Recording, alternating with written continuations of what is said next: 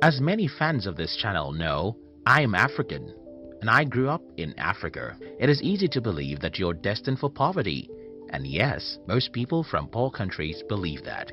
However, when I was around 17, I started questioning such assumptions, and the reason for my different opinions is because I often see rich people even in my country. But there are some other explanations for the reasons why some people are rich in poor countries. It may be that these people do ugly or illegal stuff.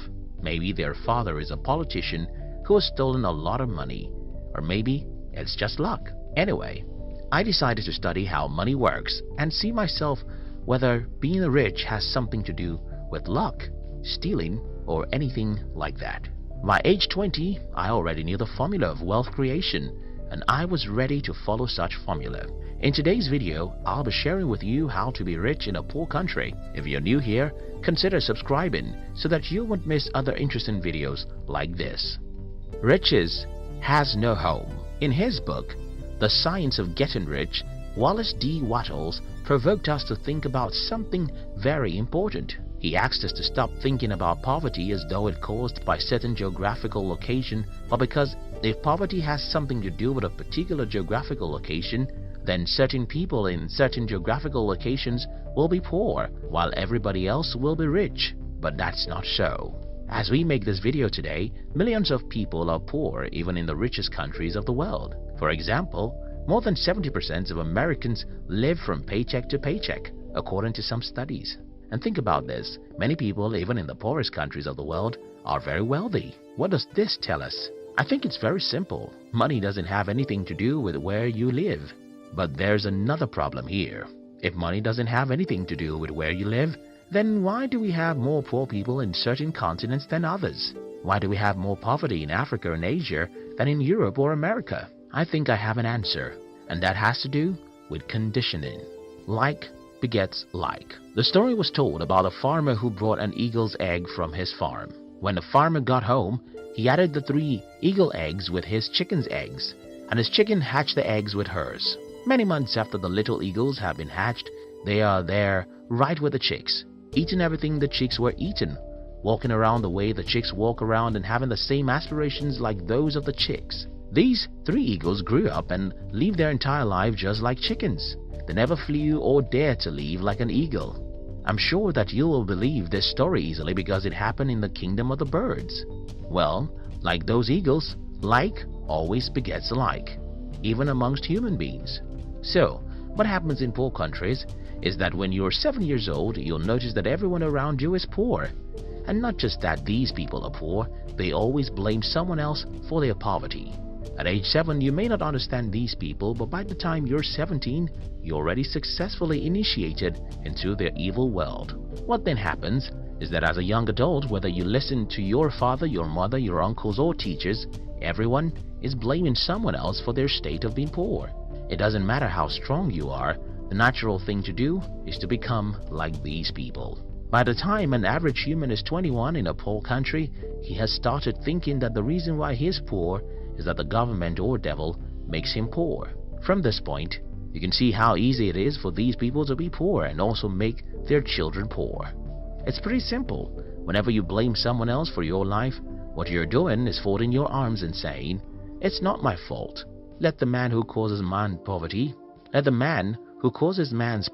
to come and make me rich. It's not my fault. Let the man who causes poverty to come make me rich." So the number one reason why most people are poor in poor countries is that everyone around them is poor when they are growing up.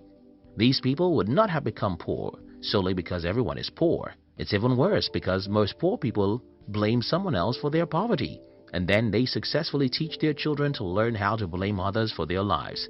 They have successfully destroyed such children's lives because they too will grow up not taking responsibility for their lives. The other problem about growing up in a community where everyone is poor is because you will never have any worthwhile mentor. Because everyone is poor, their advice will just lead you to where they are, and that's not where you want to be. For instance, I had to stop taking advice from everyone in my family when I was about age 19. The reason I stopped taking advice from these people is that all their advice is very bad, and they think their advice is the best. For example, my family members advised me to get a university degree because if I don't have a degree, I cannot be successful in life. They advised me that it is good to work for a bank, while I think it's better to build a bank. I mean, almost every advice my family members gave me about money, even till this day, is stupid. And what I did was to ignore them and instead choose successful people online and through books to be my models. Not everyone can do what I did. In fact, not everyone will ever have the insight into the fact that your poor uncles and parents had given the wrong advice about money. And that's a major reason why most people in poor countries are poor. The strong exploit the weak.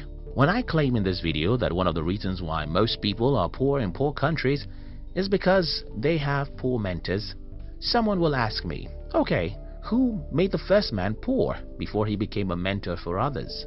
This is a good question, and the answer is in the fact that the world is a jungle where the strong eat the weak. Most of the years of our existence as humans are filled with battles between nations. We should also remember colonization and exploitation from one country to another. All these battles would not have left some countries poor if not because they are not physical battles. Think about it, as you would think about rape. When a man rapes a woman, he thinks it's just a physical act, but for a woman, it's spiritual and emotional. And though the act of rape can happen in 5 minutes, the victim can live with the pains for 50 years. Similar things happen when a country invades, overpowers, and colonizes another for many years. For those who are asking how the first man became poor, I think that is how the first man became poor. But that's not an excuse for you to be poor. You see, the poverty of your forefather may not be his fault because he was probably taken as a slave for 30 years. But your poverty is yours because you have the power to liberate yourself. Country and personal prosperity. Another reason why many people are poor in poor countries is that most people seem not to understand that there are differences between national prosperity and personal prosperity.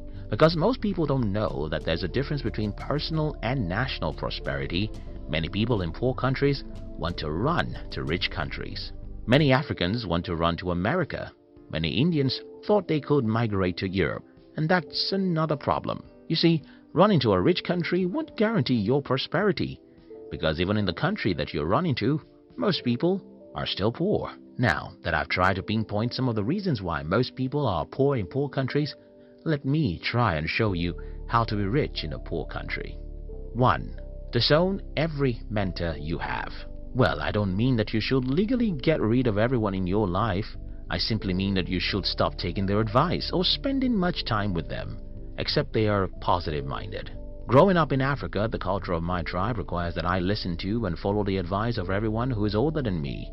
But at about the age of 19, I started revolting against the advice of my family members, especially their advice about money. When I was 21, it had become very obvious that I was a black sheep of the family. Until today, these people just don't have any advice I can follow about money. Don't get me wrong, I love my mother, father, uncles, and siblings. I love my African friends, but I don't take advice or spend time with you if you're negative. This is the first thing I think you should do if you're from a poor country. Do away with negative people. Stop taking money advice from poor people. Instead, go to the library and read books from the rich and successful people. Check online and follow some inspiring people who will make you believe in yourself. 2. Understand the difference between personal and national poverty. Don't assume that you have to be poor simply because your country is poor. You can be rich, even in a poor country. As I have explained earlier, being rich is not a factor of where you are from or where you live. Being rich is a factor of how you use your mind. 3. See the half-full cup. I suffered ill health for the first 17 years of my life, and I hated life for every minute of those sicknesses. However, a few years after I regained my health, I understood that such terrible health challenges was a blessing in disguise. The lesson here is that most bad situations have hidden opportunities in them. But human nature really takes time to look for opportunities in bad situations. If you live in a poor country, you have to learn how to see the cup of your country as half full, not half empty. You have to be positive and believe that there are opportunities for you somewhere in some corner. Only you can believe that and take proactive actions that will lead you there. In conclusion, everyone watching this video from Africa or Asia should sit down and rethink their path in life. We should stop being negative about what is possible for us. We should believe in ourselves and pursue really big dreams. We should understand that money is not a product of any geographical location, but the product of our mind. I hope this video helps someone. Thank you very much for watching our videos. I'd like to give you another interesting video for you to enjoy next. But before then, our team will be very happy if you can like this video and share it with your friends on social media. If you're new here, don't forget to subscribe so you won't miss other interesting videos like this. Look at your screen now to see 2 other videos we handpicked for you to enjoy next. We love you.